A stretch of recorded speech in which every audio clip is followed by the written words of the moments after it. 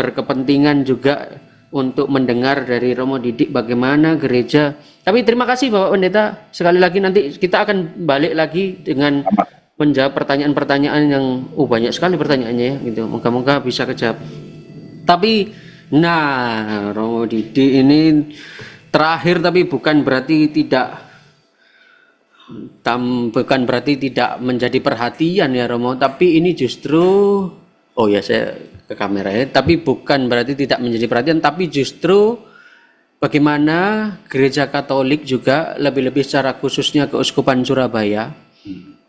Paus ini kan gembala untuk umat Allah gitu ya gitu. Umat yang berhimpun, yang percaya kepada Allah dalam gerejanya gitu. Dan secara ada gereja lokal yaitu Keuskupan Surabaya gitu. Nah, kita sudah melihat secara umum prinsipnya Romo, terus saya mengarahkan juga sampai ke Romo Sukris tadi itu bagaimana kemudian secara sebagai sebuah ilmu, berteologi yang seterusnya, lalu berkonteks Indonesia, konteks Keuskupan Surabaya ini Romo itu. Ya. Bagaimana Keuskupan Surabaya itu berusaha, karena judulnya mengimplementasikan juga di dalam kegiatan pastoralnya itu perangkat teologi ini Romo, yang dari tadi yang abstrak sampai ke konteks implikasi. Monggo Romo, ini Romo bisa menjelaskan kepada kami semua. Ya, terima kasih untuk sesi kedua cangkruan kita ini. Tadi ada dua kata yang muncul, lokus dan konteks. Nah, saya mau ngulik itu dulu. Lokus itu lokasi di mana orang yang mengakui beriman itu menempati suatu konteks tertentu. Dia hidup di antara sebuah peristiwa, keadaan, dan macam-macam hal yang membentuk sikap iman orang tersebut. Maka teologi adalah sebuah refleksi iman, refleksi yang dengan alat akal budi berpikir sungguh-sungguh, lalu merenungkan pokok-pokok kebenaran imannya. Maka itu disebut teologi. Nah, kita tadi ada menyebut 3 jenis paling tidak yang disinggung-singgung dari sisi konteks atau lokus itu. Ada teologi pembebasan, ada teologi rakyat atau teologi umat, dan kira-kira ini adalah teologi Ardas Keuskupan Surabaya. Begitu kira-kira. Nanti alurnya ke sana. Ardas itu adalah arah dasar penggembalaan di Keuskupan Surabaya. Apakah ada alur yang menghubungkan atau tidak?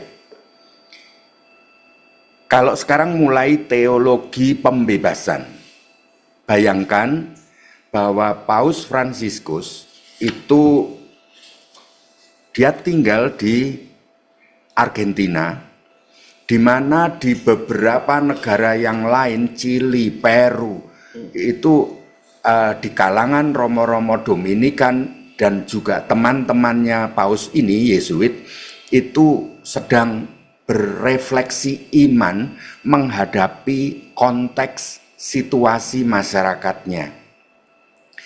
Misalnya di Argentina, mulai tahun 1943 dan sampai di eranya Monsignor Bergoglio ini, itu adalah dipimpin oleh diktator Katolik. Jadi ya, presidennya Katolik yang menindas rakyat, lalu tentara yang menjadi alat kekuasaan juga Katolik, umat yang pada umumnya Katolik, tuan-tuan tanah, pemilik modal Katolik, rakyat yang tertindas adalah Katolik. Ini misalnya situasinya seperti itu. Apa yang dilakukan dia sebagai romo, sebagai pemimpin tokoh agama, pemimpin spiritual umat, pasti dia berpikir keras.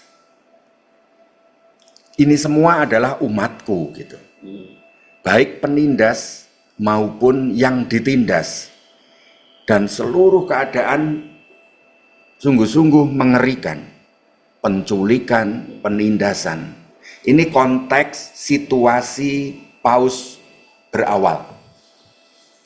Maka pada waktu itu dia juga dihadapkan pada situasi sulit ketika misalnya teman-teman Dominikan di Peru dan juga teman-teman Yesuit di Argentina juga di Chili itu mengembangkan teologi yang namanya tadi teologi pembebasan. Teologi pembebasan berarti sebagai romo, sebagai umat beriman, sebagai pendeta, sebagai kiai, sebagai ustadz. Apa yang bisa dilakukan berhadapan dengan situasi itu?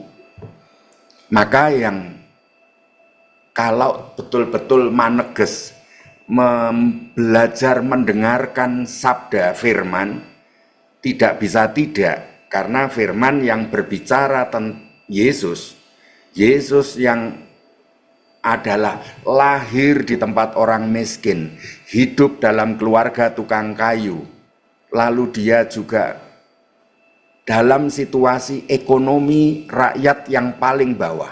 Artinya Tuhan mau hadir di tingkat rakyat yang paling kecil, yang paling tertindas, yang paling menderita, yang paling tersingkir. Maka banyak yang akhirnya nanti disebut teologi pembebasan. Ini tidak mungkin hanya dengan merenung dan berdoa. Ini caranya untuk memperbaiki keadaan orang-orang kecil ini supaya selamat, maka harus melakukan perjuangan melawan keadaan yang tidak adil. Maka metode yang dipakai oleh teolog pembebasan itu adalah teologi pertentangan kelas. Karena ini masalah kepemilikan material, sumber-sumber ekonomi dikuasai oleh kelas segelintir orang, sementara rakyat bawah itu sungguh-sungguh menderita, tertindas, tersingkir, dan terabaikan dalam putusan-putusan politik. Bahkan banyak romo, banyak tokoh-tokoh agama itu cenderung menjadi temannya penguasa. Maka teologi pembebasan mengambil pilihan revolusioner. Revolusi harus dibuat dan berpihak pada orang yang tertindas.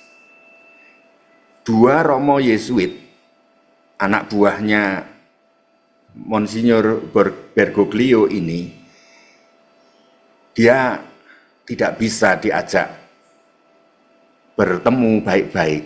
Karena dua Yesuit, jadi Yesuit di bawah pimpinan Bergoglio sudah pecah jadi dua gitu.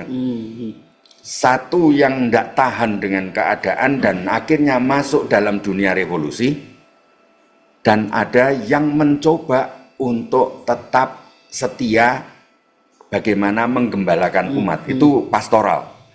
Pastoral harus merangkul semua pihak sesulit apapun. Itu ada bagian yang ke satu. Tapi bagian yang lain akhirnya mengambil jalur perjuangan. Nah, ini yang nanti posisi berdirinya Paus Fransiskus itu adalah suatu reaksi pilihan yang beda dari teologi pembebasan. Maka bukan pertentangan kelas yang dia pilih, tapi adalah bagaimana gereja menjadi rumah bersama yang mendengarkan jeritan orang miskin. Maka Paus ini saya bayangkan itu punya Pancasila gitu ya. Kalau Indonesia sebutannya Pancasila. Ada 5 sila yang menjadi output, menjadi ciri khas yang paling nampak. Apa gereja yang macam apa yang dimimpikan oleh Monsignor Bergoglio yang nantinya di tahun 2013 jadi uskup ini. Jadi dia satu, sila yang pertama, gereja adalah gerejanya rakyat kalau mendengarkan jeritan rakyat. Oke. Satu. Jadi yang didengarkan, cara mendengarkan firman adalah dengan juga caranya bersama mendengarkan jeritan rakyat. Maka menafsirkan firman Tuhan bersama penderitaan umatnya. Itu sila pertama. Sila kedua adalah gereja hakikatnya misi, diutus untuk menjadi komunio. Jadi tidak keberpihakannya itu bukan keberpihakan dalam pandangan pertentangan kelas, tetapi perpihakannya adalah bahwa gereja membangun persekutuan bagi semua orang untuk menjadi lebih baik, untuk menjadi mencintai, untuk menjadi lebih adil dan damai. Itu komunio, itu sila kedua. Lalu sila ketiga itu adalah, maka gereja kalau menjadi komunio harus welcome kepada siapapun. Bahkan apakah itu dari suku apa, dari agama apa, dari religiositas rakyat macam apa, dari pemerintah, dari tentara, dari penjahat, dari orang yang dianggap kafir dan sesat, dan umat, semuanya welcome. Welcome, gereja yang welcome. Selamat menyambut, selamat datang kepada semua anak-anak Tuhan yang ada yang sudah bertobat, ada yang belum bertobat. Ada yang sungguh-sungguh belum mengerti apa yang baik untuk kehidupannya, untuk shalomnya, dan ada yang sudah mengerti. Itu sila ketiga. Sila keempat, maka kalau welcome, gereja menjadi rumah bersama. Dan nanti itu yang akan ketika dia jadi paus, dia menerbitkan ensiklik Laudato Si. Bumi adalah rumah bersama. Maka itu doktrin keempat, gereja harus menjadi rumah bersama. Untuk bertumbuh bersama, maka ada kata kunci sekarang, sinodalitas. Berjalan bersama membangun dunia yang lebih baik. Maka itu harus mau untuk pergi keluar dari dirinya dan menyapa yang lain. Maka teologi dia adalah teologi perjumpaan dalam perjalanan bersama. Kalau dalam konteks pembukaan tadi, Pak Kristo mengutip Gaudium et Spes 1 bahwa gereja adalah himpunan umat yang beriman pada Kristus, yang berziarah menuju kepada kerajaan Bapa, yang dibimbing oleh Roh Kudus, yang telah menerima warta keselamatan untuk disampaikan kepada semua orang. Nah, disinilah maka pergi keluar, misi itu adalah mau pergi keluar mendengarkan Allah dari orang miskin, dari alam yang sudah rusak, dari kondisi-kondisi yang tidak adil. Maka lalu itu melahirkan sila kelima sebagai ujung dari misi gereja adalah bring the gospel kepada semua dunia. Bring the gospel itu berarti bukan berteriak-teriak Tuhan, Tuhan, dan membawa Injil ke tengah pasar, bukan. Dirinya menjadi bentuk inkarnasi Injil. Ciri khasnya joyful. Jadi sukacita, tadi yang disebut oleh Pendeta Henry, ya. Jadi itulah sila kelima dari doktrin kelima dari teologi Paus Fransiskus menurut hemat saya, itu adalah dengan sukacita membawa Injil ke tengah kehidupan, aneka kehidupan. Itu maka teologi rakyat, dan inilah yang mempengaruhi baik langsung maupun tidak langsung pada arah pastoral Keuskupan Surabaya di tahun 2000 mulai 2015 itu mendengarkan, mengenali. Jadi ini 2 tahun sesudah Monsinyur Bergoglio jadi paus, itu Keuskupan Surabaya Monsinyur Sutekno ngajak untuk sensus umat. Ayo mengenali umat kita, itu langkah pertama. Mau melihat, mendengar apa adanya umat, itu melalui sensus umat. Itu 2015. Lalu mulai 2016, 2017, Uskup itu turun ke kevikepan bertemu dengan semua ketua-ketua lingkungan komunitas basis. Pada waktu itu tidak salah saya hitung karena saya menemani beliau, itu ada sekitar 1.316 orang yang berjumpa dengan uskup untuk mengisi unek-uneknya, apa yang saat ini menjadi keprihatinan, apa yang menjadi harapan, apa yang sudah dirasa baik, dan apa yang masih dibutuhkan. Itu 2016-2017. Uskup juga mengunjungi biara-biara dan komunitas-komunitas untuk mendengarkan itu. Nah, tahun 2017 mulailah kita merancang pra-musyawarah pastoral untuk mendengarkan umat melalui isu-isu apa yang sungguh-sungguh hidup di dalam diri umat.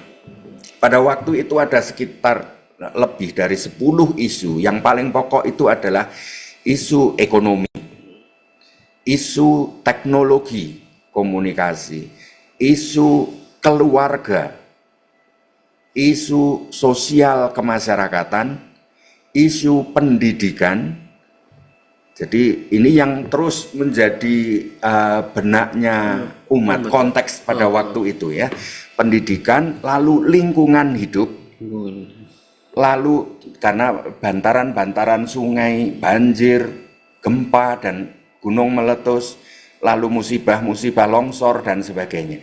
Lalu juga tentang fundamentalisme agama, itu yang menjadi isu pada waktu itu, dan masih banyak isu-isu kecil, tapi itu yang paling dominan itu. Ya, budaya. Jadi budaya itu juga menjadi isu besar yang menjadi keprihatinan dari membaca, mendengarkan situasi umat. Maka akhirnya di tahun 2018 sampai 2019 kita mengumpulkan semua romo, tokoh-tokoh umat untuk ayo diajak memikirkan, membaca tanda-tanda zaman, sign of the times. Ini yang spirit dari Konsili Vatikan kedua yang juga menjadi spiritnya Paus Fransiskus ini. Maka saya bayangkan sekarang ini ada 2.200 orang yang bulan September nanti akan berbondong-bondong ke Jakarta ikut bertemu Paus. Dari Surabaya aja itu. Dari Surabaya 2.200 yang sudah fix daftar dan akan berangkat yang mengumpulkan KTP. Kita ini apa yang akan dibayangkan, refleksi iman apa yang di benaknya Bapak Ibu, karena yang lain tidak bisa ke Jakarta akan melihat secara online. Ketika jumpa dengan Paus ini kira-kira apa ya yang di benak kita. Maka diskusi malam ini sebenarnya membantu untuk itu.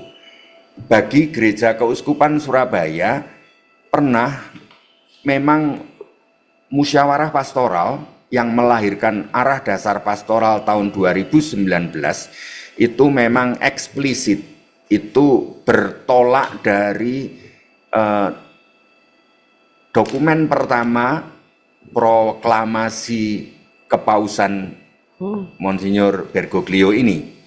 Maka di buku hasil MUPAS ini kami lihat ada terkutip eksplisit sebagai awal sebelum pengantar itu dikatakan begini, kutipan dari kata-kata Paus, tidak bisa lagi agama hanya berpengaruh di bidang privat yang terbatas dan hanya untuk menyiapkan jiwa-jiwa agar masuk surga. Tidak bisa lagi. Pertobatan Kristiani menuntut peninjauan dan pertimbangan kembali, terutama segala sesuatu yang berkaitan dengan tatanan sosial dan pencapaian kesejahteraan bersama, melibatkan kehendak yang mendalam untuk mengubah dunia menjadi lebih baik, menyampaikan, membawa value, nilai-nilai kebaikan, memberi ruang, welcome, untuk semua orang yang berkehendak baik.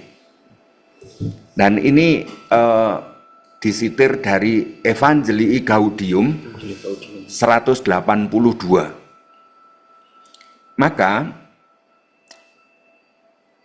arah dasar Keuskupan Surabaya ini ketika membaca tanda-tanda zaman, kalau teologi pembebasan metodenya adalah metode Marcian, Karl Marx yang dipakai.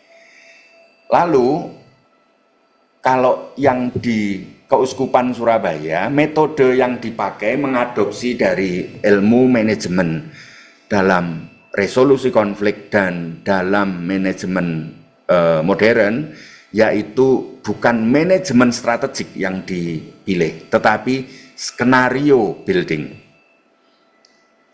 Nah, ini yang waktu itu bersama semua peserta dalam Pramupas ketiga itu melakukan skenario planning.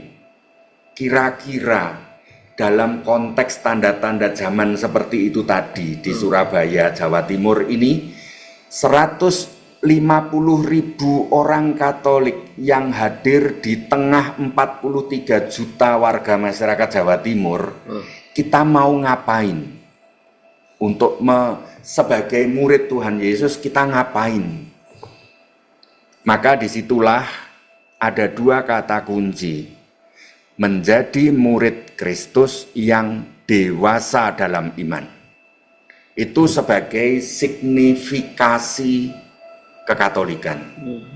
Jadi menjadi murid Yesus di tengah konteks masyarakat dengan aneka macam keprihatinan tadi, bagaimana kita ini menjadi murid, bukan menjadi guru, bukan menjadi budayawan, bukan menjadi politikus, bukan. Pertama-tama yang dihayati adalah spiritualitas kemuridan. Menjadi murid Tuhan yang semakin dewasa dalam iman. Itu indikator pertama untuk menjadi gereja yang signifikan, seperti garam dan terang. Lalu yang kedua, value yang mesti dihidupi, wujud dari signifikasi tadi adalah harus guyup, penuh pelayanan, dan misioner. Maka ada 5 value yang ditemukan dari proses musyawarah pastoral yang diadakan oleh Uskup 2019, yaitu itu tadi, signifikan. Nah, sekarang pertanyaannya dalam konteks 10 tahun ke depan, apa yang paling penting bagi gereja Katolik untuk hadir di tengah masyarakat? Maka merumuskan strategi pastoral. Strategi pastoral yang dipilih, ada banyak strategi, tapi strategi yang dipilih adalah ke basis, ke akar, yaitu pendewasaan paroki berakar lingkungan kering, stasi, kelompok kecil, komunitas kecil, berakar di sana dan hadir di tengah masyarakat. Jadi tambahan ini, atribut berakar di lingkungan kecil dan hadir di tengah masyarakat, itulah yang menjadi pilihan strategis kehadiran gereja di Keuskupan Surabaya. Maka ada pengelompokan bidang-bidang pastoral yang menunjukkan kehadiran, dan disusunlah mulai tahun 2019 di setiap komunitas kecil kering selalu ada namanya seksi pengabdian masyarakat. Itu termuat dalam pedoman pastoral lingkungan pasal 27. Itu adalah bagaimana pedoman supaya kelompok kecil, jadi ada 1316-an kelompok kecil di Keuskupan Surabaya ini masing-masing mengabdi masyarakat, hadir di tengah masyarakat, menjadi berkat bagi masyarakat, menjadi garam dan terang di tengah masyarakat. Itu yang menjadi proses pewujudan, kalau disebut teologi rakyat atau teologi umat versi Keuskupan Surabaya, macam itu. Sehingga tidak mengeksklusi kelas apapun, itu bukan pilihan. Bukan melakukan perubahan sosial dengan cara revolusi seperti teologi pembebasan, tidak. Tapi pemberdayaan kelompok-kelompok kecil di tengah masyarakat yang menjadi garam dan terang. Itulah cara pembebasannya, cara pemerdekaannya, cara penyelamatannya. Kalau tadi Romo Kris itu teologi keselamatan, lalu ada teologi pembebasan, dan ini adalah teologi pemberdayaan. Jadi saya lebih memilih itu kalau saya lihat bahwa ya, maka hal yang paling baru, kalau dulu Dewan Paroki Badan Gereja Katolik itu seakan-akan kliknya Romo di paroki sebagai pejabat gereja, sekarang adalah hamba dari lingkungan-lingkungan, mau mendengarkan problem lingkungan, mendengarkan apa jeritan umat di kelompok-kelompok kecil. Maka sekarang dibentuklah forum ketua lingkungan sebagai wakil umat kecil bagi penyusunan rencana penggembalaan. Saya kira itu yang bisa saya sampaikan kalau dari bagaimana proses refleksi iman, proses berteologinya Keuskupan Surabaya dalam mewujudkan teologi umat itu teologi of the people, teologi Pueblo. Romo, saya agak terkesima gitu. Romo bisa merumuskan Pancasila dari Paus Fransiskus, dan itu melengkapi apa yang tadi disampaikan oleh pembicara, baik itu Romo Beni, Romo Sukris, dan dalam konteks keindonesiaan juga saya minta tadi Pendeta Henry.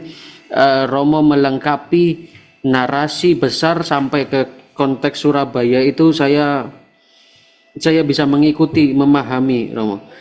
Dalam konteks apa yang kemudian direncanakan begitu ya, digagas, dan semangatnya itu ada track dari semangat dari memahami gerak Paus di dalam visinya tentang gereja itu, dan itu coba diimplementasikan dalam Keuskupan Surabaya dalam dalam bentuk arah dasar begitu. Romo, saya memahami alur besarnya ini. Sebelum saya bertanya ke itu membacakan beberapa pertanyaan, karena nanti sudah tanya kok nggak itu, saya masih ada waktu. Tenang aja, kita masih ada waktu kawan-kawan ya gitu. Saya mendalami ini Romo. Oke, kita memahami ini.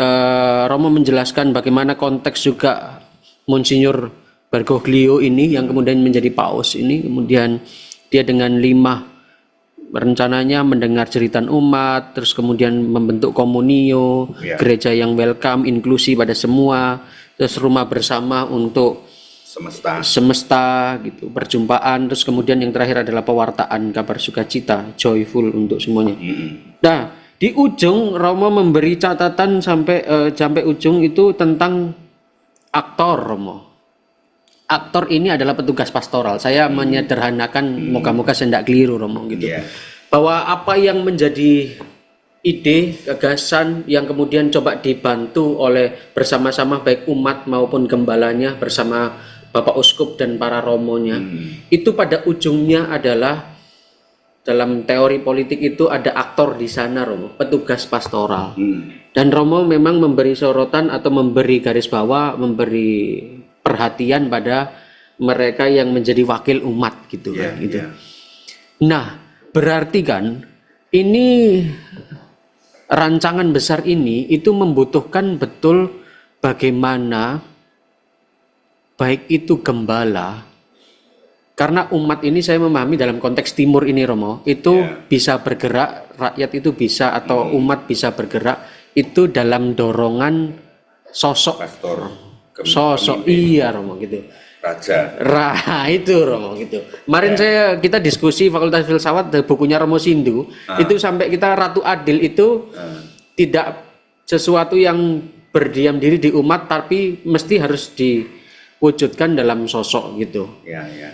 Dan artinya ini menekankan bahwa sosok itu penting Romo, aktor itu penting, dan ada aktor baik itu petugas pastoral yang dalam konteks ketua lingkungan, BGKP dengan perangkatnya, dan sampai juga dalam konteks paroki kan yang mendapat delegasi untuk ini kan dari Bapak Uskup kan adalah para imamnya. Gitu. Ya.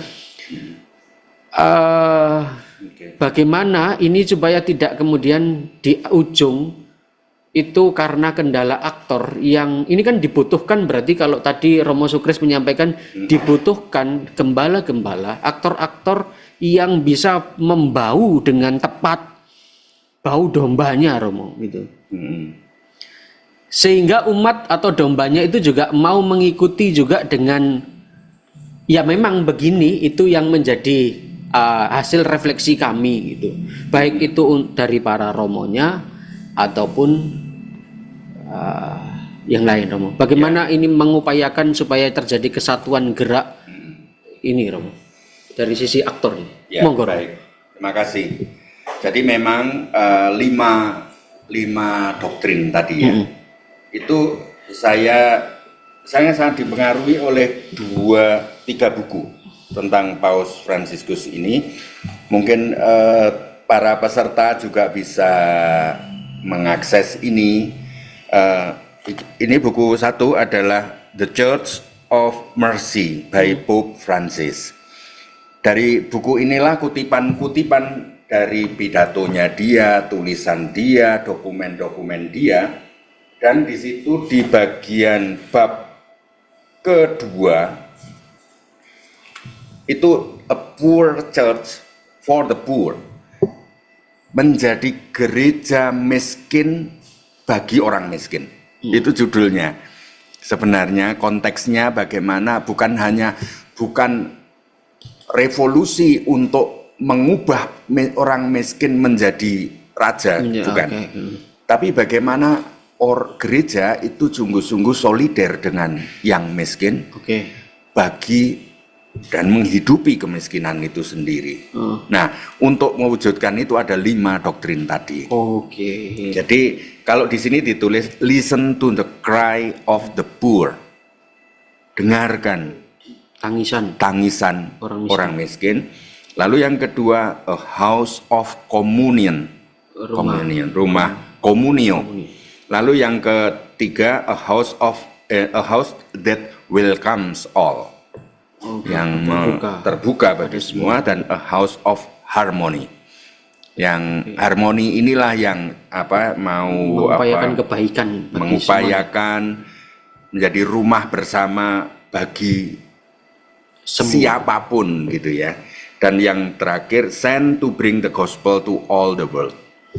Ini yang lalu di bab ke-6 itu dia melanjutkan shepherds with the odor of the sheep. Ya, yang Pak Kristo tadi singgung. Karena di situ berbicara tentang siapa aktor perubahan. Ya, aktor perubahan itu terutama dalam gereja Katolik tidak mau itu pastor. Pastor. Dan tim pastoralnya.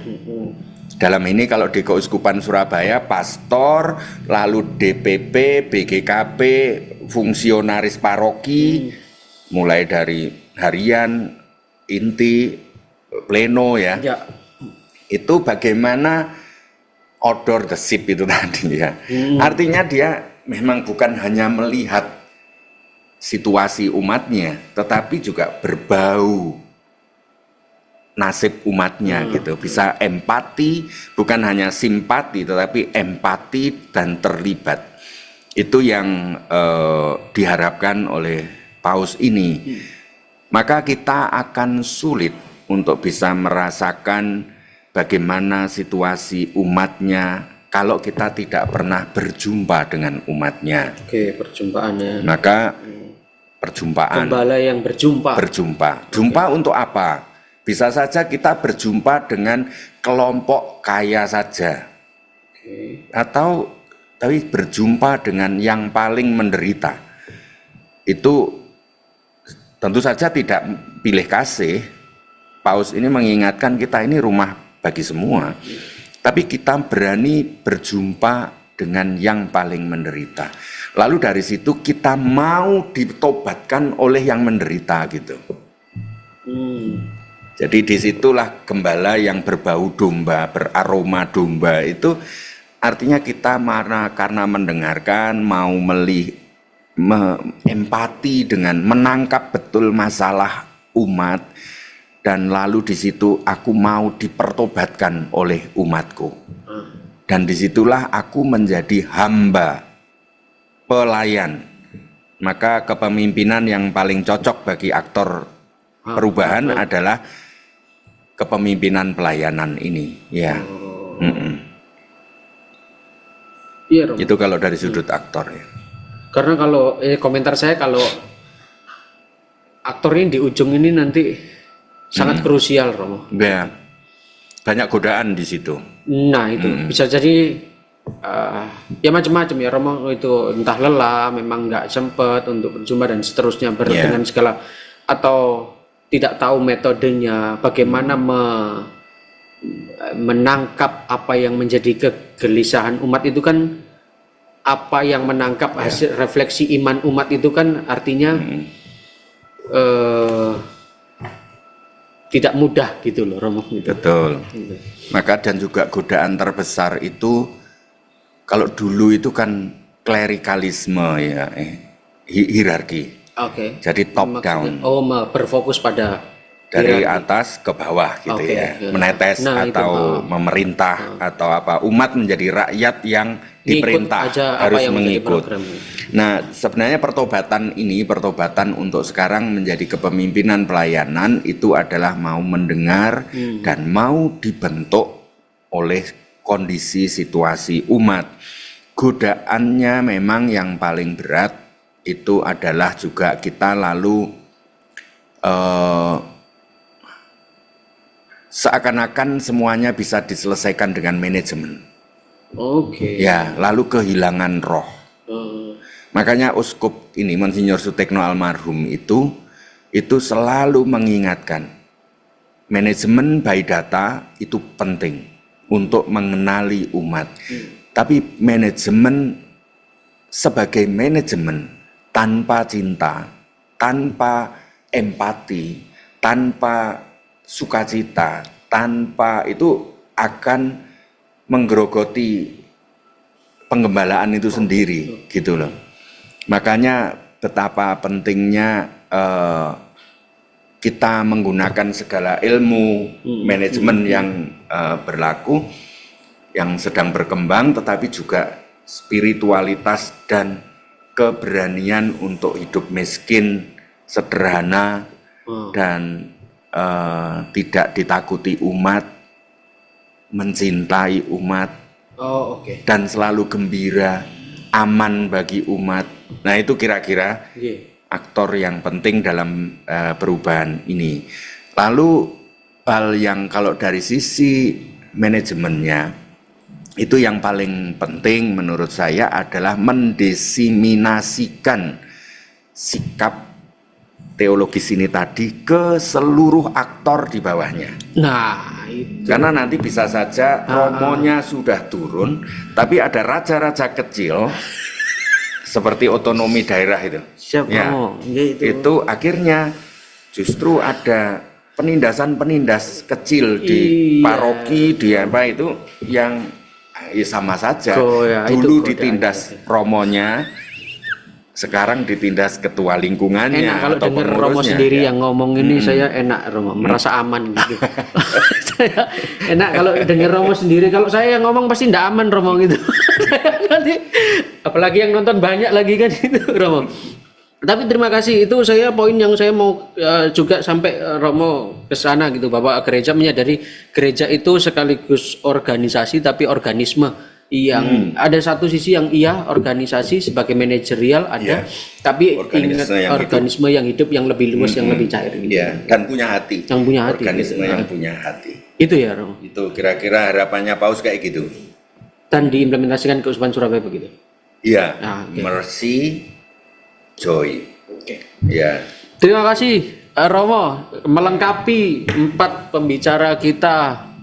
Saya sudah banyak tanya, nanti para peserta kita nanti perlu diberi waktu, dan saya kira penting untuk kita melihat pertanyaan-pertanyaan gitu dari para peserta. Bagaimana pertanyaan? Teologi gimana? Oh ini ya, saya sudah dipilih.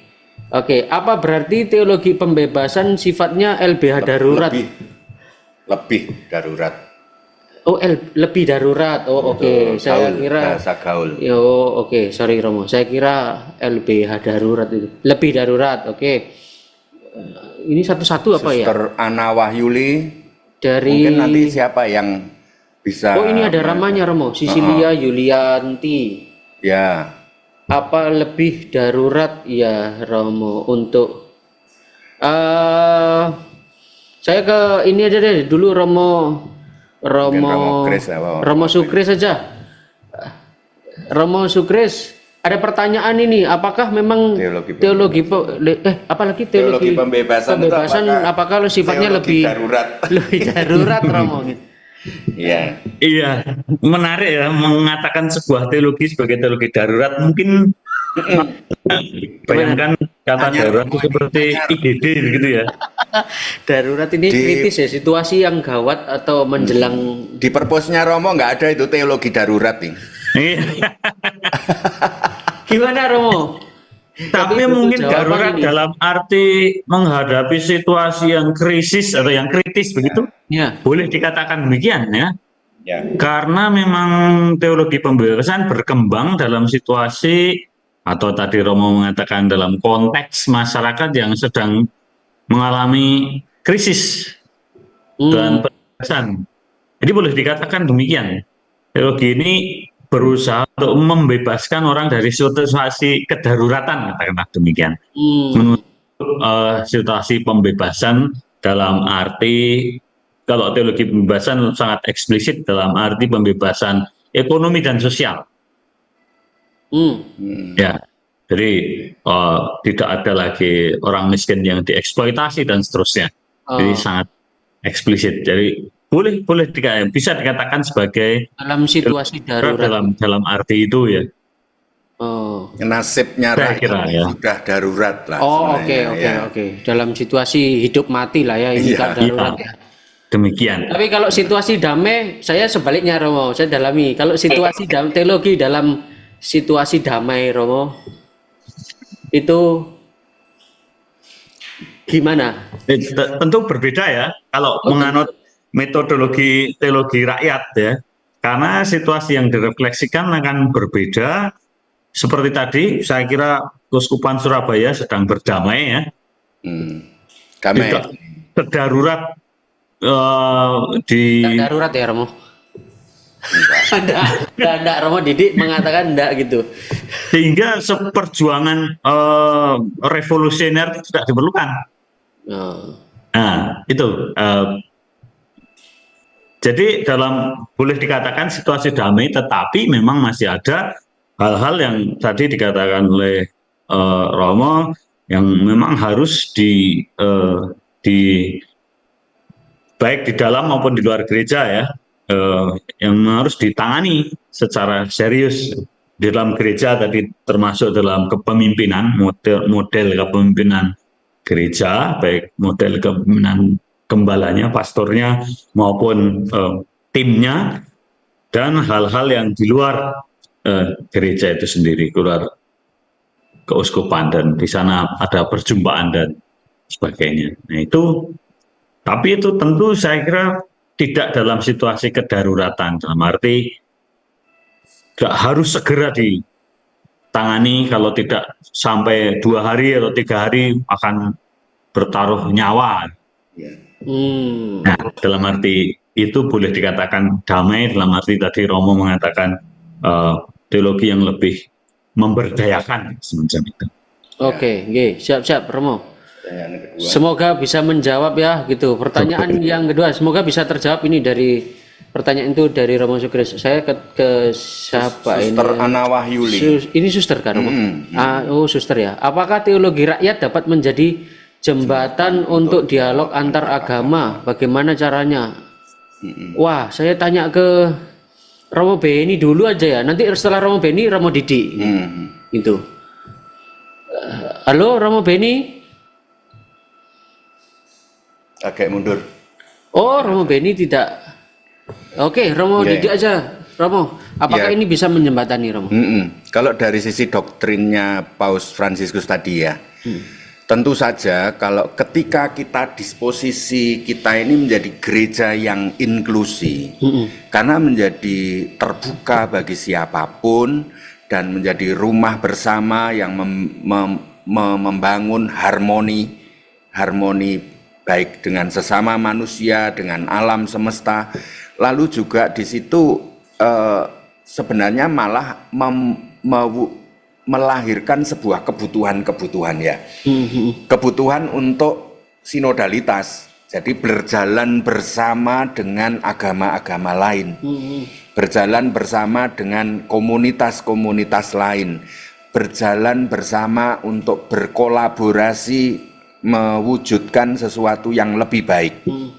Jadi menurut saya memang teologi dialog yang ditawarkan di sini bukan perdebatan dan apologetika, tetapi lebih dialog karya, dialog kehidupan untuk mewujudkan masyarakat yang lebih baik. Maka di situ bisa teologi rakyat ini menjadi penunjang bagi dialog antar agama, khususnya dalam membangun disposisi batin kita. Kalau kita akan bertemu dengan Pak Pendeta Henry, bertemu dengan Gus Inung, atau bertemu dengan Kiai, atau dengan Bante, atau yang lain, itu disposisi kita ini memang ini adalah peziarah yang bersama-sama ingin mewujudkan keadilan, perdamaian gitu. Jadi bareng ini kita jalan bareng gitu. Itu kira-kira suster. Apalagi manusia umat yang didengar ini itu kan juga umat yang hidup di tengah masyarakat ya Romo. Iya. Jadi mereka, kegelisahan mereka pun itu juga kegelisahan yang juga ada relasinya, dalam arti mereka bagian dari masyarakat juga gitu. Iya. Bahkan dalam proses musyawarah pastoral itu ya, itu kita hendaknya tidak hanya mendengar umat Katolik saja, tapi juga mendengarkan bagaimana persepsi agama lain, umat agama lain, tokoh agama lain terhadap Gereja Katolik Keuskupan Surabaya. Jadi justru disitulah ekumenenya. Jadi kayak Konsili Vatikan itu juga oikumene. Nah demikian juga proses musyawarah pastoral, sinode itu menjadi sebuah proses yang oikumene gitu.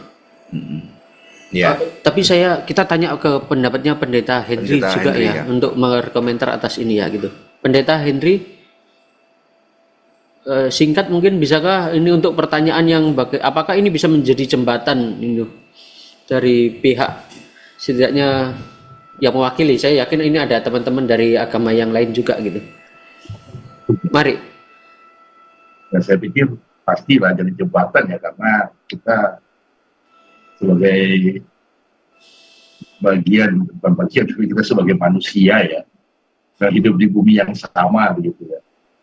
Artinya pengalaman-pengalaman kita ini kan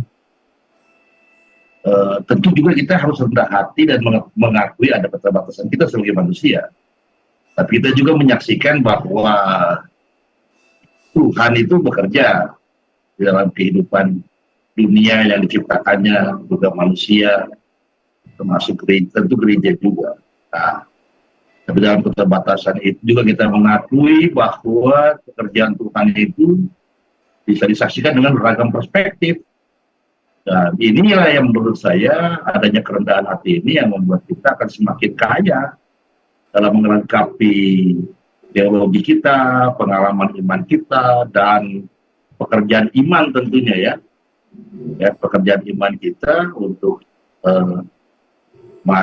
untuk kita bersama-sama bagaimana mengelola kehidupan yang ada ini, membangunnya menjadi lebih baik, lebih adil, lebih sejahtera, lebih damai, bukan hanya bagi manusia saja, tapi juga bagi ciptaan Tuhan yang lain tentunya begitu.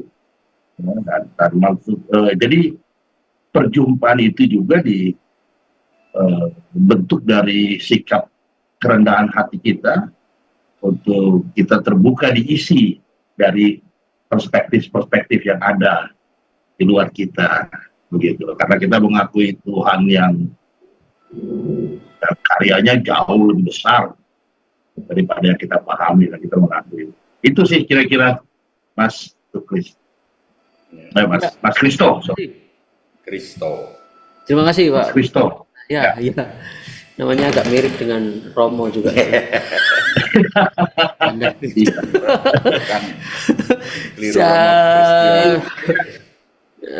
Jadi kita nggak biasa dulu tuh kan suka bilang bahwa di saat saya diskusi sama teman-teman Katolik gitu kan, itu memperkaya teologi Protestan saya begitu kan. Kan? Memang tetap kita artinya bersumber pada Kristus. Nah itu dia ya. Karena kita sama-sama mengakui kita berakar pada Kristus gitu kan. Nah, dalam perjumpaan itu kita mengakui keterbatasan kita, jadi justru kita diperkaya dengan pemahaman dan pengalaman teologi di luar gereja kita dan sebagainya. Itu sih. Itu juga kami menjadi sesuatu perjalanan hidup lah yang selama ini selalu menginspirasi saya gitu. Gitu sih sudah.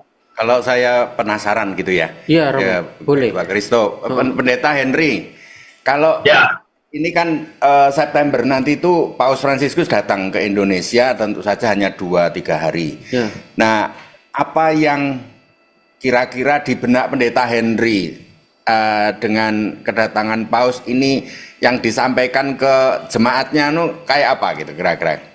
Penasaran aja sih.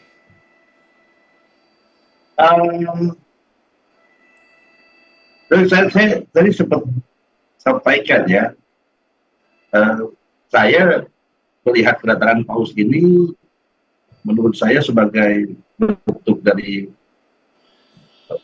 support yang diberikan kepada gereja-gereja untuk kembalilah ke ladang misi yang sebenarnya gitu. Kembali ke ladang misi yang sebenarnya, yaitu menjadi hamba di antara mereka yang selama ini terpinggirkan, selama ini tertindas dan sebagainya, begitu ya. Justru itu menjadi satu kemuliaan karena kita tahu rekam jejak Paus Fransiskus gitu ya, bagaimana di Argentina dia dekat dengan, dia membawa ibadah-ibadah itu bukan keluar dari gereja gitu loh, membawa homilinya itu di tengah-tengah masyarakat yang istilahnya kalau dibilang ya kaum papa. Ya. Jadi ini kan bagian dari upaya-upaya penggenapan terhadap inkarnasi. Tadi kan saya dengar tadi ada inkarnasi ya, bahasa inkarnasi. Ya, inkarnasi yang menjadi amanat kita sebagai gereja. Dan inkarnasi itu kan pada dalam Filipi itu kan yang rela meninggalkan rupa keilahiannya menjadi seorang hamba. Nah, ya, menurut saya Paus datang dalam rangka itu. Ya. Begitu. Itu sebenarnya. Ya, Makasih. itu dalam pikiran saya seperti itu. Silakan kalau mungkin ada yang perlu diluruskan. Begitu ya Romo. Sebagai support bagi semua ya. Makasih. Iya. Karena Ada tadi pertanyaan berikutnya? ya karena kita welcome pada siapapun, saya cari ini nampaknya tadi ada Pertanyaan berikut. pertanyaan yang dari agama yang lain Romo.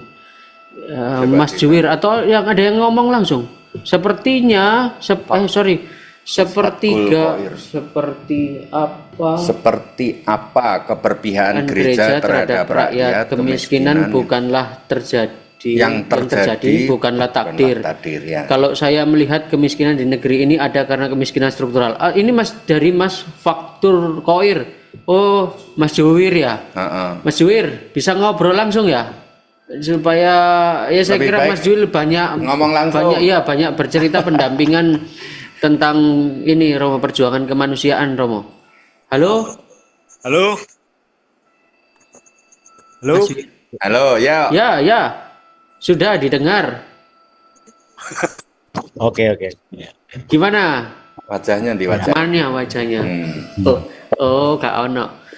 Ya, monggo. Mungkin mau memperjelas komentarnya itu. Iya, ini memang menarik ya tadi yang didiskusikan tentang teologi bersama rakyat ini ya. Ya. Saya kira memang selama ini yang kita pahami kan bahwa institusi agama ini kan seringkali justru malah menjadi penghambat ya dalam konteks soal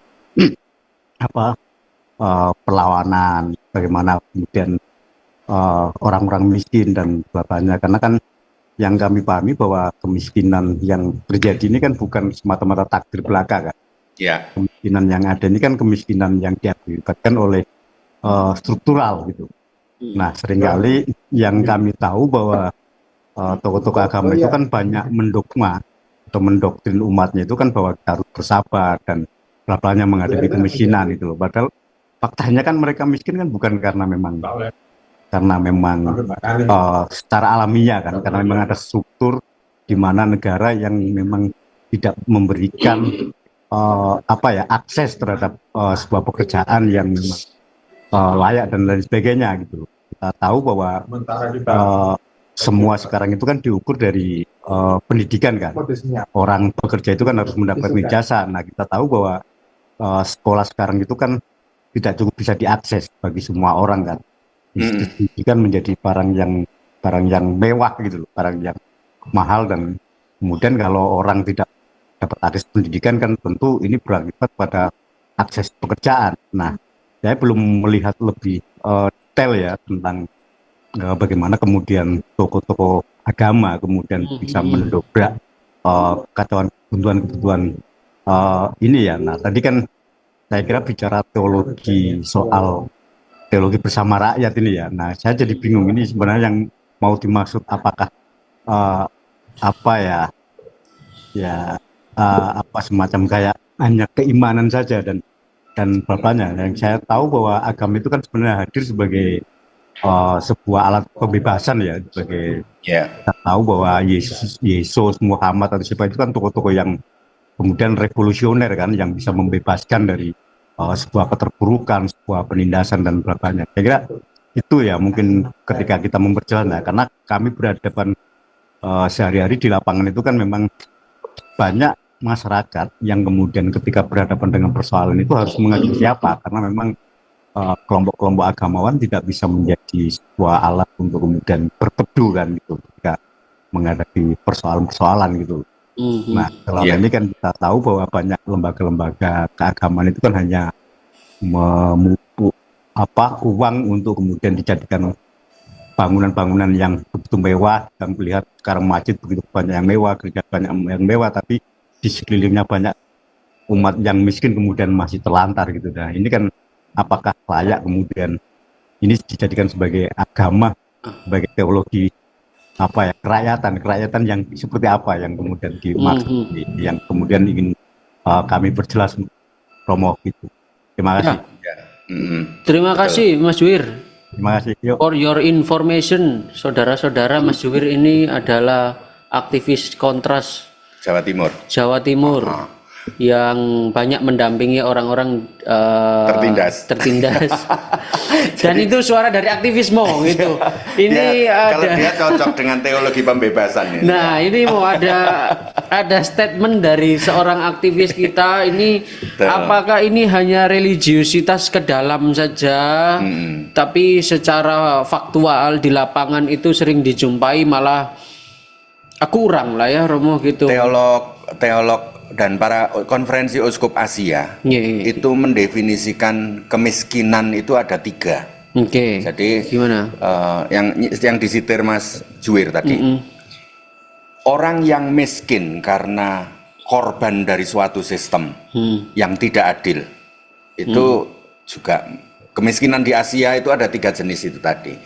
Lalu yang kedua adalah kemiskinan yang satu tadi adalah kemiskinan yang karena korban sistem ya. Sistem struktural. Ada kemiskinan karena memang dia kemalasan, malas. Oke, ya.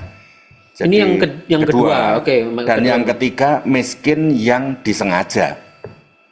Nah, saya kira sebenarnya yang diharapkan dengan aktor perubahan Sorry, itu, disengaja ini siapa yang menyengaja? Meskipun bisa tidak miskin, tapi aku mau untuk menjadi miskin demi revolusi misalnya. Oh, oke. Demi Si subjek ini sendiri yang memilih untuk miskin. Oke, lanjut. Aku miskin ya karena yang nggak ada kemampuan untuk garis keturunanku miskin gitu. Tapi ada miskin yang karena dimiskinkan. Itu yang seperti yang didampingi Mas Juwir itu adalah kebanyakan adalah 1 dan 2 ini. Jadi orang-orang rakyat miskin yang memang dikorbankan oleh sebuah sistem, sistem modal ya. Nah itu yang memang mestinya memang para aktor perubahan, agama ini, politikus atau pejabat itu adalah miskin yang ketiga ini. Ya, tokoh agama itu mestinya juga yang miskin yang ketiga ini. Maka ada kaul kemiskinan. Jadi meskipun ada banyak fasilitas tapi tidak pernah bergantung dari fasilitas itu. Jadi sebenarnya sedikit semangat komunisme itu yang milik bersama itu. Jadi bahwa apa yang aku miliki miliknya rakyat gitu. Jadi aku yang kumiliki seperti fasilitas yang saya pakai itu miliknya gereja. Jadi bukan milikku pribadi, sehingga aku sebagai pribadi mau untuk miskin itu kalau mau untuk ambil bagian di dalam sebuah perubahan. Tapi kalau enggak ya kita korupsi dan keserakahan macam-macam toh. Sebab itu kan gini Romo, sorry ya. Nanti saya setelah ini ke Romo Sukris ya gitu. Romo siap-siap setelah ini pertanyaannya sama ini. Ini Romo supaya untuk membedakan bahwa yang saya paham yang misalnya dituntut atau yang disuarakan oleh teman-teman aktivis gitu. Kalau sebagai aktor itu kan ada sebagai keutamaan individu. Oke, aku harus melihat aku sebagai aktor perubahan, aku harus bisa menempatkan apapun harta benda dan segala macam itu untuk kebaikan bersama gitu. Ya, tapi itu dari sisi individu Romo. Tapi lebih dari itu ada dari sisi sistem Romo. Bagaimana juga agama atau semangatnya itu bisa menjadi sebuah gerakan sistem juga itu sebagai upaya untuk menjawabi apa yang memang benar-benar itu dibutuhkan oleh rakyat, oleh umat yang sedang mengalami penderitaan karena korban sistem juga Romo. Jadi gerakan sistem juga yang dilakukan oleh kelompok agama juga gitu. Ya betul, karena memang terbesar hampir sebenarnya semua kemiskinan, keterlantaran itu adalah karena struktural, karena sistem. Jadi karena nggak punya akses pendidikan, jadi ternyata pendidikan semakin hanya kayak disinggung Mas Juwir tadi, ternyata sekolah-sekolah semakin pro pada yang punya duit, yang bisa bayar. Ya artinya kan kayak gitu. Jadi ini sistem. Jadi berarti perubahan sosial ya perubahan yang juga ambil bagian dalam perubahan sistem. Ya, nah kalau teologi pembebasan, iki revolusi ae, gitu. Tapi sejauh ini, karena itu Romo, tuduhannya atau sangkaannya adalah gereja atau institusi agama, tidak hanya gereja, saya kira gitu. Itu kayak seperti menentramkan sehingga atau tidak membuat kemudian orang semakin berdaya. Kalau Romo tadi teologi yang pemberdayaannya itu bisakah ini menjadi juga dengan misalnya ada orang yang miskin, ada orang yang tidak bisa menikmati pendidikan. Bagaimana kemudian secara gereja itu bisa juga mengupayakan sebagai sebuah sistem yang untuk mengobati itu daripada hanya sekedar marah-marah kepada sistemnya. Ajaran gitu. Sosial gereja itu ada dua prinsip yang sangat penting, yaitu subsidiaritas dan solidaritas. Kalau mau mengubah sistem, jadi nanti kalau mengapa tidak ambil jalan revolusi? Revolusi akan membangun penguasa baru. Setuju. Yang bisa saja ya tidak solider lagi gitu. Sama, tidak jaminan. Tidak jaminan. Revolusi tidak jaminan. Maka yang diyakini gereja adalah yang menjamin adalah solidaritas. Bagaimana orang yang punya akses yang lebih baik dalam ekonomi solider dengan yang miskin. Lalu solider untuk yang tidak punya akses pendidikan. Lalu subsidiaritas itu artinya bagi kita membantu apa yang dibutuhkan, bukan lalu memperbudak orang miskin seakan-akan jadi objek belas kasihan, tapi memberdayakan dan hanya membantu apa yang sedang dibutuhkan untuk kemandiriannya. Nah itu yang dua prinsip, solidaritas dan subsidiaritas. Ya, itu saya kira yang juga Nah ini yang saya kira sebagai sebuah upaya sistem juga membangun semangat di dalam perubahan sosial ya. Gitu. Makanya dua sistem ekonomi yang terus didukung oleh gereja itu kan kredit union. Ini bentuk-bentuk konkretnya ini. Dan saat ini gereja ada dua driving forces untuk yang mempengaruhi ke depan 10 tahun ini adalah akses ekonomi berkeadilan dan akses untuk teknologi informasi. Jadi dua ini penting di dalam pelayanan. Ya, makanya ya bagaimana kita ada dua lembaga keuangan mikro yang akan saling dalam produksi itu UMKM. Gereja ini PSE itu terus mendukung pengembangan UMKM, usaha menengah, usaha mikro kecil menengah, dan kredit union sebagai suatu lembaga keuangan yang pro rakyat ya, dan terjadi solidaritas ya. Itu bentuk-bentuk yang diupayakan. Nah itu menarik Romo gitu karena butuh sistem ya juga dengan penguatan sistem juga sebagai apa ya nyebutnya ya habitus tandingan begitu, budaya tandingan itu. Atau Romo Sukris, pertanyaannya sama. Bagaimana kalau saya buatkan pertanyaannya yang agak ekstrim ini dari seorang aktivis? Bagaimana kalau teolognya ini malah menghadapi kemiskinan? Saya membahasakannya teolog yang tidak seturut dengan apa yang direfleksikan dalam iman umat. Ngono kira-kira. Gitu kira-kira Romo Sukris. Iya, tadi juga sudah dibicarakan dari satu pembicara bahwa ketika Mario Bergoglio jadi uskup dan dia tidak revolusioner, itu pun menimbulkan perpecahan. Dan itu sudah terjadi perpecahan baik di dalam gereja, bahkan di antara pastor-pastor sendiri ya. Ada pastor yang sangat revolusioner, yang tidak.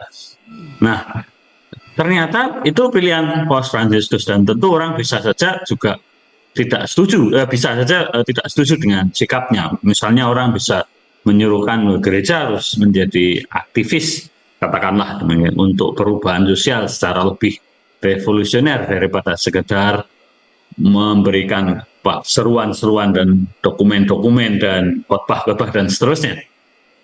Tetapi lalu pertanyaan yang lebih besar yang juga kita bisa diskusikan, refleksikan, dan saya kira sudah dibicarakan di berbagai tempat, apakah agama sungguh-sungguh bisa menjadi aktor perubahan sosial, dan sejauh mana agama bisa menjadi aktor perubahan sosial.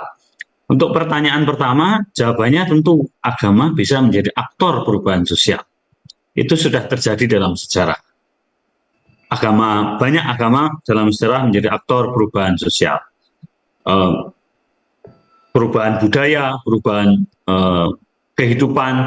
Dulu misalnya dalam sejarah Kristianitas itu ada antara budak dan orang bebas, lalu semuanya dijadikan satu, tidak ada budak lagi. Itu adalah bentuk perubahan sosial dan itu terjadi. Nah, tapi sejauh mana, apakah sebuah institusi agama, katakanlah itu, atau mereka yang berkecimpung secara aktif dan katakanlah profesional, para agamawan itu, haruskah mereka juga menjadi aktivis perubahan sosial? Tentu itu ada tarik ulurnya. Ada beberapa orang yang mengatakan ya harus menjadi aktivis, dan banyak yang tidak. Dan diskusi itu terus hidup, menurut saya sangat baik. Ada yang setuju bahwa agamawan harus menjadi aktivis perubahan sosial, dan ada agamawan yang tidak setuju bahwa mereka harus menjadi aktor perubahan sosial dalam arti revolusioner dan seperti halnya aktivis. Hanya mungkin kita bisa melihat lebih konkret di Indonesia, sepertinya akhir-akhir ini ada yang boleh kalau memakai istilah Dennis Lombard itu ada sindrom bangsawan baru di antara para agamawan. Wow. Jadi kalau dulu yang disebut ningrat itu kalau ada gelar Raden atau Raden Roro atau apa. Nah sekarang RD menjadi kalau ada di depannya itu ada RD atau RP atau belakangnya PR atau SPD, ini menjadi bangsawan baru, menggantikan yang dulu Raden dan Raden Roro dan seterusnya. Ya. Dan kalau model begini diterus-teruskan, tentu tidak ada perubahan sosial dalam arti sinodalitas yang dimaksudkan Paus Fransiskus itu, karena yang bergelar itu tetap akan menguasai entah secara apapun ya, spiritual, ekonomi, akses dan seterusnya, sementara yang tidak bergelar akan menjadi yang dikuasai, diatur dan seterusnya. Nah maka ini yang dibutuhkan, saya kira kesadaran ini. Lalu tentu ya pertobatan bahwa gelar itu tidak membawa serta-merta membuat kita menjadi bangsawan baru, katakanlah demikian. Nah, itu yang saya kira salah satu cara supaya gereja Katolik khususnya bisa menjadi aktor perubahan sosial. Dan untuk itu saya itu selalu ingat ketika Paus Fransiskus mengatakan tentang sinodalitas itu, apa yang ditulis oleh Romo Mangunwijaya. Dia mengatakan dalam salah satu bukunya, kalau tidak keliru di gereja Diaspora itu, gereja Konsili Vatikan kedua bukan lagi gereja yang piramidal, tetapi gereja yang berbentuk lingkaran, di mana di tengahnya Kristus, dan semua umat Allah itu, yang tadi bergelar dan tidak bergelar itu ada di sekitar Kristus, dan berjalan bersama, merefleksikan bersama Kristus yang sedang dihidupi itu siapa. Dan kalau itu terjadi, maka tadi yang dikatakan oleh Romo tentang solidaritas dan subsidiaritas itu sudah dengan sendirinya, karena kita sama-sama ada dalam lingkaran yang sama, ada dalam tempat yang sama, tidak ada yang lebih dekat atau lebih jauh dari Kristus yang ada di tengah-tengahnya. Nah itu sinodalitas ini yang didengungkan oleh Paus Fransiskus ini menurut saya dalam arti ini revolusioner, dan itu kalau terjadi di dalam situasi sosial kemasyarakatan kita sehari-hari, baik di dalam maupun luar gereja, itu akan sangat memberi banyak perubahan. maka orang akan malu mencuri milik sesamanya dengan cara korupsi karena dia tahu dia ada dalam garis yang sama dengan yang lain. Ya. Itu kira-kira. Jadi kita ada dalam rel yang benar menurut saya menuju perubahan sosial itu. Ya. Pertanyaan. Tapi Romo, waktunya ini mepet saya. Masih banyak pertanyaan, tapi saya minta maaf, itu ada beberapa pertanyaan yang nampaknya itu lebih pas itu untuk sesi yang selanjutnya. Ada yang bertanya tentang ekologi. Itu ada yang bertanya tentang saatnya. Iya, ada sesi khusus yang membahas tentang itu, Laudato Si. Atau pertanyaan-pertanyaan itu nanti diserahkan kepada bisa ya. Jadi supaya tetap tercatat ya rekan-rekan. Jadi minta tolong panitia juga mencatat pertanyaan-pertanyaan yang memang belum bisa terjawab di sini karena memang lebih pas di sesi yang berikutnya. Tapi sebelum terakhir ini saya mau minta pendapat dari ketiga narasumber yang masih ada. Tadi Romo Beni kalau masih ada ya boleh gitu. Romo, ada beberapa catatan itu sebelum menutup mungkin. Bagaimana kalau kemudian kita sepakat bahwa teologi rakyat adalah teologi yang memang mendengarkan umat, berjalan bersama umat, dan dalam konteks ini ada umat pun bisa terjadi ada masalah yang di tengah umat, konflik sosial gitu, ketidakadilan, persoalan juga tentang kemajemukan umat, juga umat hidup berjumpa dengan realitas kemajemukan nilai-nilai yang ada di dalam dunia kehidupannya gitu. Nah, ada juga di sana ternyata menjumpai bahwa ada kesulitan juga pendirian tempat ibadah, terlalu banyak persoalan-persoalan yang lainnya yang dibahas di dalamnya. Itu kalau secara praktis sebenarnya bagaimana lalu, dan konteks harapan apa yang diperlukan baik secara gereja Katolik maupun gereja dalam arti gereja Kristen atau umat beragama yang lain itu juga berjalan dalam satu semangat yang sama itu. Walaupun tentu salah konteks teologi ini partikularitasnya internal berbeda, gimana saya membahasakannya. Tapi bahwa semangat ini ternyata ada permasalahan yang dijumpai di tengah itu, dan bagaimana membutuhkan pengertian, saling pemahaman itu, Romo. Ya. Dari Romo Didik dulu. Terakhir ini, Romo. Ya, ada Guillaume, Vox Populi, Vox Dei. Jadi suara rakyat, suara umat adalah suara Tuhan. Itu disposisi setiap pemimpin, setiap tokoh agama, dan itu tampaknya yang dihidupi oleh Paus Fransiskus yang selalu mau mendengar jeritan-jeritan dari dunia ini. Maka menurut saya ya, bahwa ada tegangan-tegangan transisi dalam dunia saat ini tadi, problem-problem itu, problem ekologi, problem antar agama, problem politik, sekarang ini juga perang dan sebagainya. Selalu manusia sekarang sedang ada dalam tegangan-tegangan untuk berjuang, tapi bahwa kita berpihak untuk menjadi rumah bersama untuk membangun perdamaian. Itu yang tidak jatuh pada pemihaan-pemihaan yang destruktif, tetapi pemihaan yang produktif gitu ya. Kira-kira bagaimana keperpihakan kita ini adalah membangun keutuhan, membangun bersama bagi dunia yang lebih baik. Ada kalimat penutup bagi saya adalah, kalau dalam hidup beragama ini, iman dan agama itu levelnya berbeda. Jadi bagaimana kita beragama dengan beriman yang signifikan dan relevan. Jadi selalu menjawabi konteks keadaan suara Tuhan yang di satu sisi suara Tuhan dalam sabda, dalam kitab suci, dalam firman, tapi juga suara Tuhan yang menjerit lewat umat kecil. Ya, saya kira itu. Terima kasih Romo Didi. Romo Sukris, terakhir, bagaimana secara praktis teologi rakyat ini menghadapi situasi-situasi konkret yang bisa jadi di antar umat beragama ini bisa terjadi permasalahan-permasalahan yang ya banyak bentuknya gitu, konflik horizontal juga bisa terjadi gitu.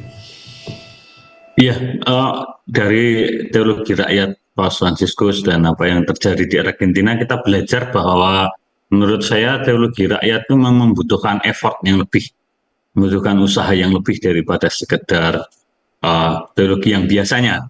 Dan usaha yang lebih itu ditunjukkan dalam keberanian kita untuk berjumpa bahkan dengan yang berlainan, atau yang bahkan boleh dikata dengan yang bermusuhan. Walaupun itu ada sesuatu yang dimusuhkan ya, karena biasanya yang kita anggap bermusuhan itu sebenarnya tidak bermusuhan. Jadi keberanian untuk berjumpa dengan mereka yang berbeda itu menjadi kunci bagi kita untuk secara personal mengembangkan iman kita, karena dalam perjumpaan itu saya meyakini setiap orang imannya pun akan semakin dikembangkan. Dan secara sosial, dengan perjumpaan itu kita ikut serta dalam perubahan sosial dan membangun dunia yang lebih baik.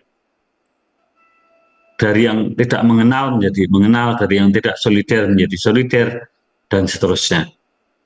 Dan dari teologi rakyat ini, sungguh kita belajar banyak, terutama dari yang sudah dicontohkan oleh sikap Paus Fransiskus yang tidak takut untuk memberikan bahkan pernyataan-pernyataan yang kontroversial, tetapi semangatnya merangkul semuanya.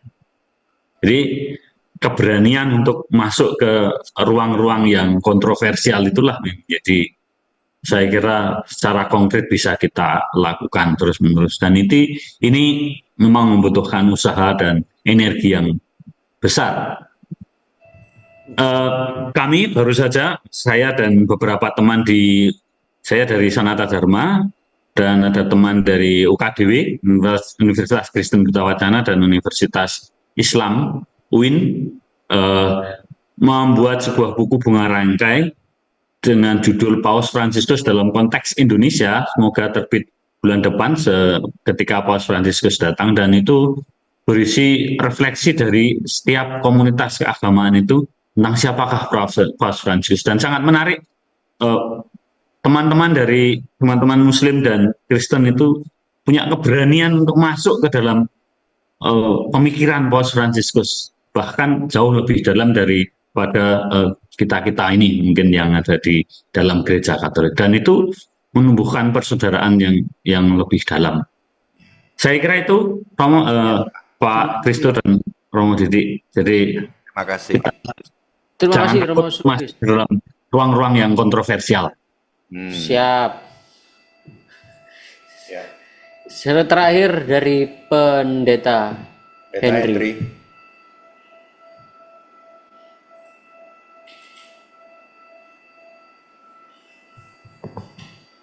Oh, Pendeta Henry-nya sudah enggak ada ya? Halo, Pendeta Henry? Bisakah memberi kata penutup? Karena cangkruan kita ternyata waktunya dibatasi sudah waktu. Kopi saja. Halo? Halo. Sinyalnya. Pendeta Henry, bisakah memberi closing statement? Jelas suara saya? Oke. Oke, bisa didengar.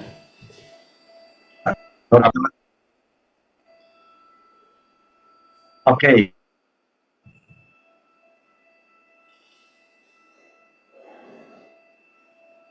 Hilang. Halo?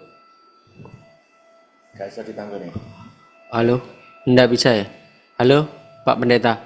Waduh, kita terkendala sinyal.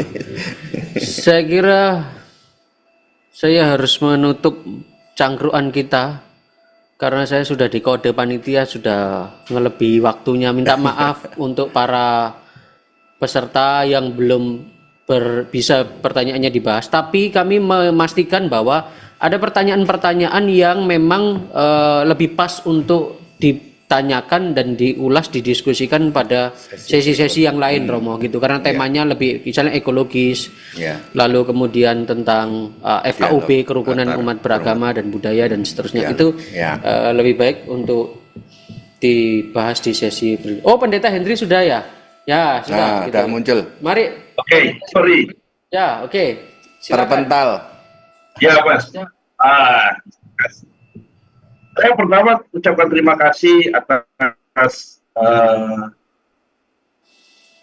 pemahaman ya, yang pengetahuan ini saya tentang teologi rakyat yang disampaikan oleh Romo Didi, ada ya, juga oleh Romo Sukri, juga Romo Bedi gitu ya. Yang memang kalau saya ikutin dari tadi, memang penekanannya bagaimana membangun kebersamaan gitu ya dengan yang lain, dengan rakyat, sinodalitas dan ekumenitas gitu ya. Kebetulan kami di GPIB itu kan juga lembaganya juga sinode gitu ya. Di kami itu sinodalitas itu dimaknai sebagai sumpados jalan bersama. Ya, kita berjalan bersama. Nah, kalau ekumenitas lihat sebagai rumah tangga bersama. Nah, di tahun 2021 di GPIB itu ada ratifikasi dokumen ajaran gerejanya dengan memasuki pemahaman tentang pemahaman keluarga Allah, gitu ya, sebagai kebersamaan seluruh ciptaan Allah dalam satu kesatuan kehidupan. Kehadiran dari Paus Fransiskus ini akan semakin mengkristalkan upaya untuk kebersamaan kita ini ya, upaya kebersamaan kita dengan yang lain, tentunya gitu ya, dan tetap orientasi kita atau idealisme kita terarah kepada pemenuhan kerajaan Allah, dan itu yang menurut saya akan terus menjadi komitmen menghadirkan idealisme kita tentang kerajaan Allah, pemenuhan kerajaan Allah itu di dalam setiap perjalanan dan pengalaman kebersamaan kita dengan yang lain itu. Jadi sinode itu bagi kita untuk benar-benar membawa kehidupan bersama kita itu kepada kerajaan Allah tersebut. Gitu. Ya, itu saja. Ya, terima kasih. Terima kasih Pendeta atas kebersamaannya di malam ini. Ya, terima kasih. Kapok. Nah, itu.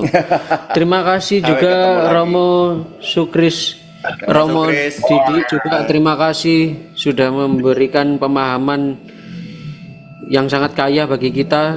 Teman-teman, terima kasih banyak juga untuk partisipasinya dalam pertanyaan-pertanyaan. Saya memikirkan, saya yakin para peserta banyak mendapatkan simpul-simpul tentang tema kita hari ini, teologi rakyat, dan bagaimana juga implementasinya secara khusus di Gereja Keuskupan Surabaya dalam bidang pastoral gitu.